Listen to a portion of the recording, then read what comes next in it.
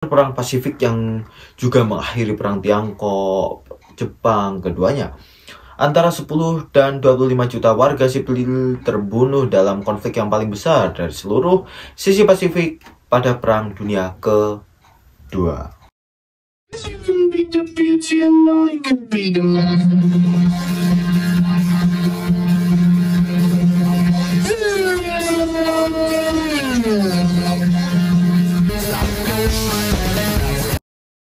Assalamualaikum warahmatullahi wabarakatuh. Sampurasun mugia rausagung dumadi nirmala Om Swastiastu, Namo Buddhaya, salam kebajikan. Sekarang saya akan menjelaskan tentang tragedi. Tetap tragedi. Tragedinya apa? Perang paling berdarah dan mematikan dalam sejarah dunia. Yuk, langsung aja. Perang adalah neraka. Beberapa konflik telah menyebabkan lebih banyak pembantaian daripada yang lain dengan durasi peperangan yang bisa sangat bervariasi. Tapi satu hasil potensi perang adalah jumlah korban yang besar dan beberapa bahkan masuk dalam kategori paling mematikan dalam sejarah. Beberapa dari angka-angka itu bisa sangat tinggi, hampir mustahil untuk ditemukan nominal pastinya. Dan saya akan mengulas langsung dengan urutan yang paling bawah.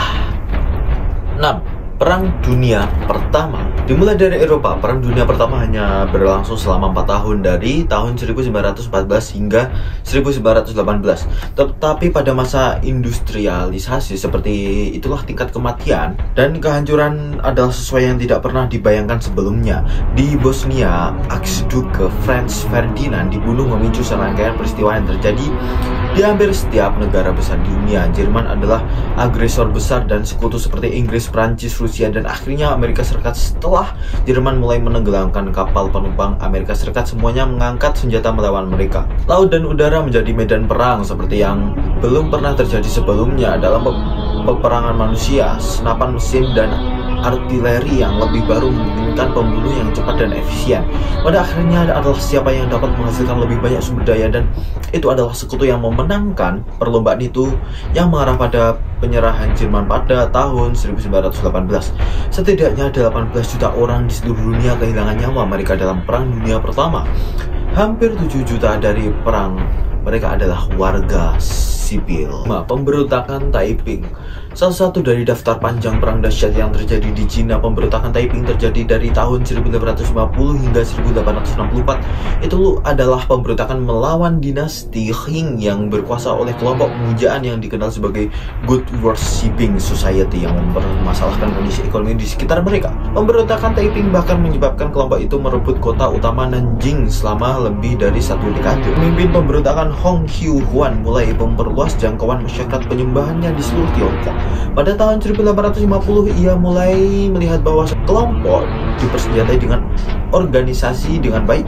Mereka melihat beberapa kemenangan ketika mereka mengalahkan musuh Qing di beberapa kota, dan pengepungan Nanjing akan menjadi titik perjuangan tinggi mereka. Tetapi begitu Eropa bergabung dengan pasukan Qing, itu adalah awal dari akhir. Hong ditemukan tewas pada tahun 1864 dan pemberontakan gagal, meninggal setidaknya 20 juta orang tewas. 4. Penaklukan dinasti Qing. Penaklukan dinasti Qing di Ming, Tiongkok, pemerintah dari tahun 1368 hingga 1654, mengawasi masa yang mencakup banyak tembok besar yang sedang dibangun, percetakan jenis logam bergerak pertama, dan pembangunan kota terlang yang terkenal. Namun pada 1618, pemberontakan melawan Cina Kekaisaran dimulai di Manchuria, menggerakkan peristiwa yang akan menggulingkan seluruh dinasti Ming. Pada 1636, seorang pemimpin dinasti Qing yang baru diangkat, Hong Taiji, memahkotai dirinya sebagai kaisar Cina. Gerakan pemberontakan mendapatkan daya tarik dan meluas ke ibu kota Beijing yang akhirnya diambil alih pada tahun 1644. Masih butuh 40 tahun pertumpahan darah sebelum dinasti Qing yang baru akan menerapkan diri sebagai rezim baru di Tiongkok. Selama penaklukan itu lebih dari 25 juta orang kehilangan nyawa mereka. 3. Perang Sino Jepang II. Perang Sino-Jepang II, perang yang berkobar sekitar waktu yang sama dengan Perang Dunia Kedua. Perang Sino-Jepang kedua terjadi antara Jepang dan Cina dari tahun 1937 hingga 1945. Wah, zaman kemerdekaan Indonesia. Walaupun pada awal konflik terpisah, konflik itu akhirnya diserap ke dalam prahara Perang Dunia Kedua dan beberapa negara lain terlibat dengan berpihak kepada salah satu negara. Perang berasal dari kebijakan imperialistik Jepang ketika Jepang membom pangkalan Amerika Serikat di Pearl Harbor pada tahun 1941. Amerika datang membantu Cina yang mulai mengubah gelombang konflik Tiongkok-Jepang. Perang antara keduanya sering terabaikan karena pertempuran sekutu dan Aksis yang lebih terkenal lebih lazim dalam buku-buku sejarah. Ketika Amerika Serikat menjatuhkan bom atom di Jepang pada tahun 1945, bom itu secara efektif mengakhiri teater perang Pasifik yang juga mengakhiri perang Tiongkok-Jepang keduanya. Antara 10 dan 25 juta warga sipil terbunuh dalam konflik yang paling besar dari seluruh sisi Pasifik pada Perang Dunia Kedua. Kedua, penaklukan Spanyol atas Amerika Serikat. Gagasan romantis tentang orang-orang dari Eropa yang datang dan menemukan Amerika meninggalkan beberapa poin penting. Itu lebih seperti penjarahan dan ada banyak penderitaan penyakit dan genosida. Ketika Christopher Columbus mengarungi Samudra Biru pada tahun 1492 dan sekitar 60 juta orang tersebar di seluruh Amerika Utara dan Selatan. Namun kemudian orang kulit putih Eropa datang dengan penyakit perbudakan dan kecenderungan membunuh secara keseluruhan dan mengurangi populasi menjadi sekitar 4 juta orang yang berarti sekitar 90% dari total penduduk asli dan memicu punahnya suku-suku tradisional di sana. Yakini masuknya orang Eropa membunuh begitu banyak orang begitu cepat sehingga suhu global mendingin untuk beberapa waktu selama 1600-an. Begitu banyak tanah pertanian dan kehutan yang tak terurus oleh penduduk asli yang sekarang sudah mati sehingga alam mengambil alih dan melahap semua CO2 yang biasanya buat planet ini memanas. Terakhir yaitu nomor 1, Perang Dunia Kedua. Pertempuran terjadi seluruh belahan dunia antara kekuasaan poros Nazi Jerman dengan sekutu Barat Soviet. Dengan lebih dari 30 negara terlibat dalam konflik. Ya, itulah Perang Dunia Kedua, Pak. Beteni gitu ya. Soviet mengalami kehilangan nyawa paling besar di antara negara lain dengan 20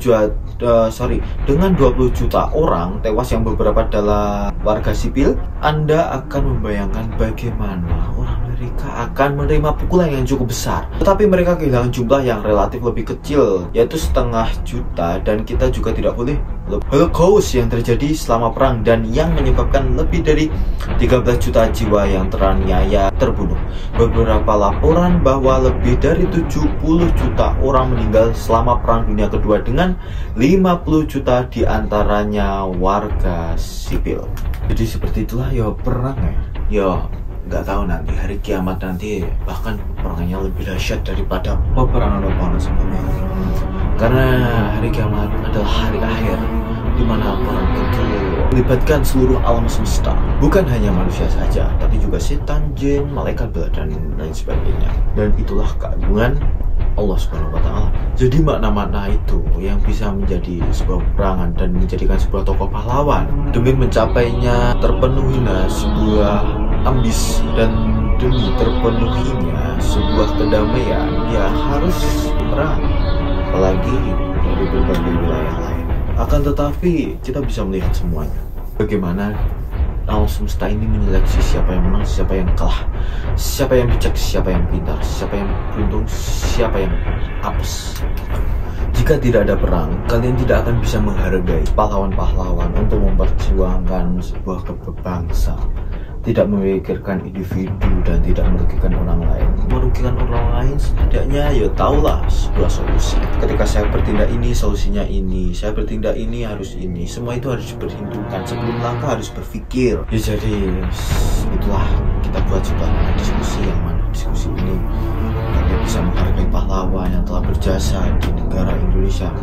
Yang melihat ini dari luar negeri, kalian bisa menghargai pahlawan-pahlawan kalian yang telah berjasa, yang mempertaruhkan nyawa titik darah hayatnya kepada negara kalian. Saya maaf jika ada kata-kata yang kurang berkenan. Saya mohon maaf. Wallahumma fiq ila aqwamit thoriq wa billahi taufiq wal hidayah wa ridha wal inayah.